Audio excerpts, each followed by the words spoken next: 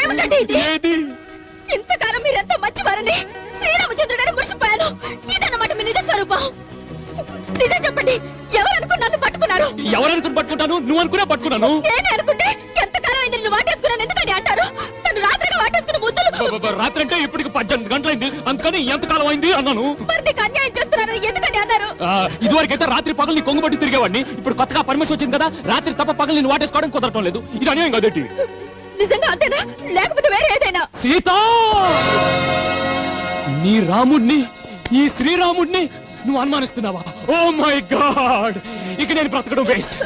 ఇప్పుడే ఇప్పుడే ఇదిగో ఇప్పుడే గ్యాస్ సిలిండర్ ఓపెన్ చేసుకొని కాల్కొచ్చి. అవును సీత, నువ్వు కూడా నన్ను అనుమానించిన తర్వాత నేను ఎందుకు బ్రతకాలి? ఎవరి కోసం బ్రతకాలి? మీ డబుల్ మీనింగ్ డైలాగ్స్ అర్థం కాక మిమ్మల్ని అపార్థం చేసుకున్నాను. నన్ను క్షమించండి. It's all right. ఎంతో ఆశగా